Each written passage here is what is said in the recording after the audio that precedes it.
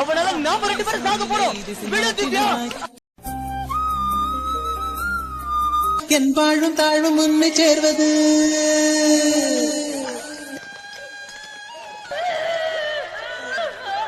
கொஞ்சம் மனசாட்சியோட பேசலாமா? அதையும் பார்க்கலாம். இந்த வீடியோ உங்களுக்கானது. முழுசா பார்க்க வேண்டியது உங்க பொறுப்பு, சரியா கொண்டு போக வேண்டியது என்னோட பொறுப்பு. பொறுப்பா பேசுறீங்க சார். வாங்க வீடியோக்குள்ள போலாமா? யாரோ செய்யற வேலையை விட்டு சினையாட்டு மயிர போடுங்கிறாங்களாம், அந்த கதையா இருக்கு. உங்களுக்கு நான் காமிக்கிறேன். இந்த இதுதான் அவங்க வந்து அந்த இன்ஜெக்ட் பண்ணக்கூடிய கலர். இது ஒரு கெமிக்கலா சார்? கெமிக்கல். ஓ, குரலி வித்தையா?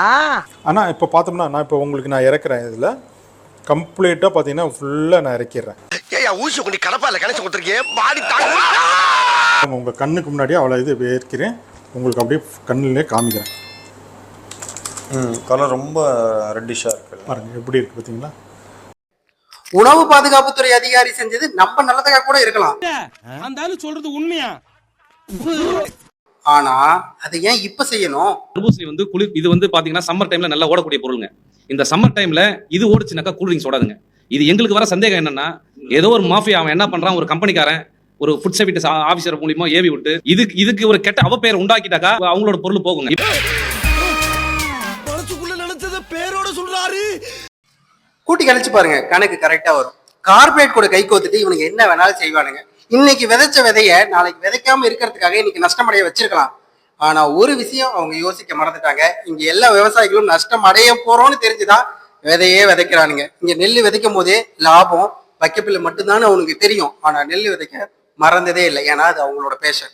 நாளைக்கு அடுத்த தலைமுறை உள்ள வரத்துக்கு தடுக்கிறதுக்கான விதை தான் இது. ஆனா அதை இன்னைக்கு புடுங்க வேண்டியது நம்மளோட கடமை.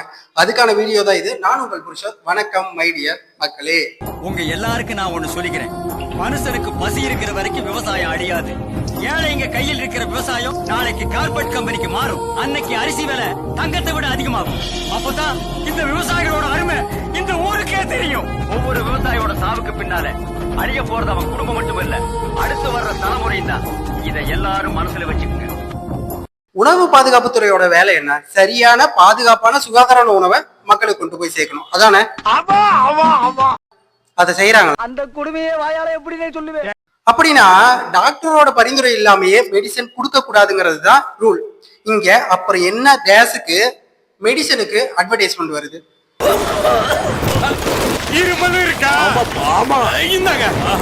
சரி, அது ஓகே. இங்க குழந்தைகளுக்கு கொடுக்கக்கூடிய உணவு பொருட்கள், for example Cerelac, boost, Horlicks, இது எல்லாத்துலயுமே அதிகப்படியான சுகர் இருக்கிறதா ஒரு டவுட் வருது. சரியோ இல்லையா எனக்கு தெரியாது. அது என்னைக்காவது ரேண்டமா போய் செக் பண்ணி இருக்கா இல்லையான்னு எந்த சுகாதாரத்துறையில இருக்க வேலை செய்யற யாராவது பார்த்திருக்கீங்களா? இந்தியா உள்ளிட்ட 3ஆம் உலக நாடுகளில் நெஸ்லே நிறுவனத்தின் செர்லாக் ஊட்டச்சத்து பவுடரில் சர்க்கரை சேர்க்கப்படும் அதிர்ச்சி தகவல் வெளியாகி உள்ளது. கலர் இன்கிரீடியன்ட் கலக்குறாங்கன்னு பஞ்சு மிட்டாயை தடை பண்ணீங்க.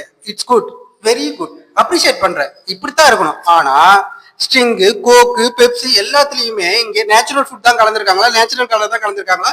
அதுல எந்த சுகாதாரத்துக்கு சீர்கெடுக்கிற மாதிரி எதுவுமே இல்லையா? அதை என்னைக்காவது செக் பண்ணி லைவ்ல காட்டியிருக்கீங்களா? குளிர்பானங்கள் தயாரிக்க பயன்படுத்தப்படும் செயற்கை இனிப்புகளில் ஒன்றான அஸ்பார்டம் புற்றுநோயை ஏற்படுத்தும் பொருளாக அறிவிக்கப்பட உள்ளதாக அதிர்ச்சி தகவல்கள் வெளியாகியுள்ளன. நமக்கு தான் விளம்பரம் பார்க்கறதுக்கு டைம் இருக்கோ இல்லையோ, விளம்பரம் பண்றதுக்கு நல்ல டைம் இருக்கு. இங்க விளம்பரம் பண்ற பல பொருட்கள்ல விளம்பரம் பார்க்கும் போதே கண்டுபிடிக்கிற மோசடிகள் பல இருக்கு. ஆனா அதெல்லாம் கேட்பீங்களானா கேட்க மாட்டீங்க. ஏன்னா கேட்டா அங்க உங்களுக்கு விளம்பரம் வராது, செருப்படி தான். அப்படிங்களா? ரொம்ப ரொம்ப சாரி சார். அப்படிதான் பேசுவேன். இங்க விளம்பரத்துல வர எல்லா ஃபுட் ப்ராடக்ட்ல 90% கலர் இன்கிரீடியன்ட் இல்லைன்னா சாப்பிடறதுக்கு உகந்தது இல்லாம பல பொருட்கள் இருக்க வாய்ப்பு இருக்கு. அதை எதையுமே இவங்க ரிசர்ச் பண்ணியோ இல்ல லேப்ல கொண்டு போய் டெஸ்ட் பண்ணியோ இந்த பிரச்சனை இருக்குன்னு சொல்ல மாட்டாங்க. ஏன்னா அவங்கள கார்பரேட். இங்க ஒருத்தனை அடிச்சு பெரிய ஆள் ஆகணும்னா விவசாயிகள் தான் கிடைப்பான். நீ ஹீரோ ஆகணுங்கிறதுக்காக விவசாயிகளை வில்லனாக்காத.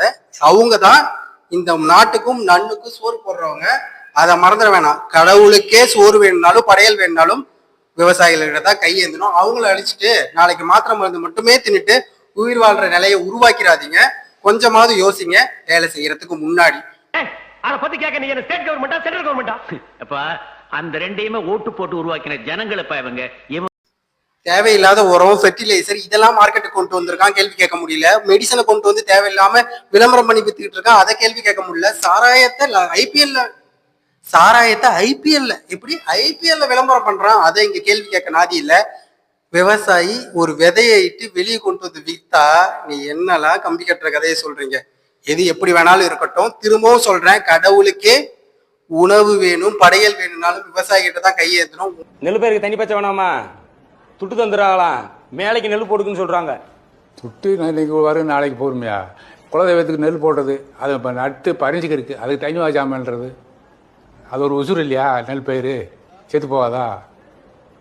இது ஒரு உசுருக்காக வேண்டி எத்தனை 1000 உசுரை கொள்றதா? ஸோ விதைக்கும் விவசாயிகளை அறுவடை பண்ணிடாதீங்க. கண்டிப்பா இந்த வீடியோவை ஷேர் பண்ணுங்க. உங்களோட கமெண்ட்டை கண்டிப்பா தெரிவிக்க மறந்துடாதீங்க. நான் உங்கள் பிரசாத் வரட்டா. நானும் வருவேன்.